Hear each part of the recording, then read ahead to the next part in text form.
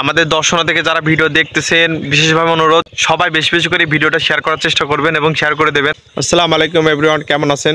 আশা করি ভালো আছেন। কিছুদিন আগে আমি একটা ভিডিও দিছিলাম যে এখানে ধর্ষণ হচ্ছে, ওখানে ধর্ষণ হচ্ছে, ওখানে ধর্ষণ হচ্ছে, কাল আমার বাড়ি না ধর্ষণ হয়েছে। আসলে সেটাই হয়েছে। 13 তারিখে আমাদের দর্শনা মদনা ইউনিয়নে একটা মেয়েকে দুইটা ছেলে ধর্ষণ করার চেষ্টা করেছে। মানে আমি বলছিলাম যে আমার বাড়িতেই আমার মা বোনরা সেফ না, কিভাবে নিজের বাড়ি থেকেই ধর্ষণকারীরা ধর্ষণ করে যাচ্ছে, আমরা কিছু করতে পারছি না। দুইটা ছেলে ধর্ষণ করার চেষ্টা করেছে, ক্লাস 3-তে পড়ে। ক্লাস 3-তে পড়া বাচ্চা কত বছর বয়স হতে পারে আপনারাই বলেন, যে অতটুকু বাচ্চা কি বোঝে? দুইটা ছেলে মিলে ধর্ষণ করার চেষ্টা করেছে। মানে মানুষের মন মানসিকতা এখন কোথায় গিয়ে পৌঁছে চিন্তা করে। বাংলাদেশে এই প্রান্তে ও প্রান্তে সব জায়গায় ধর্ষণ হয়ে যাচ্ছে। কাল আমার বাড়ি না হয়ে যায়, কাল আমার বাড়ি হয়ে গেছে, এমন অবস্থা। আমার পাশের গ্রাম মদনা ইউনিয়ন। 3-তে পড়া মেয়ে, কতটুকু মেয়ে কি বোঝে? সে চরম শাস্তি দেওয়া হোক, যেন এদের দেখে মানুষ।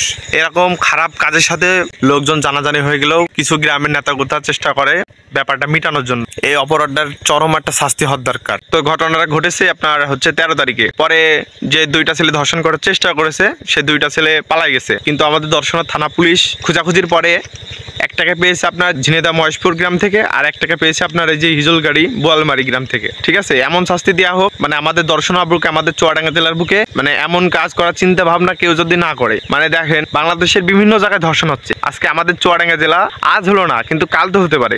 এর নিন্দা প্রতিবাদ জানাই। যে ধর্ষণ করার চেষ্টা করেছে এদেরকে চরম শাস্তির মুখে আনা হোক, চরম শাস্তি দেওয়া হোক। আমাদের দর্শনা থেকে যারা ভিডিও দেখতেছেন বিশেষভাবে অনুরোধ সবাই বেশি বেশি করে ভিডিওটা শেয়ার করার চেষ্টা করবেন এবং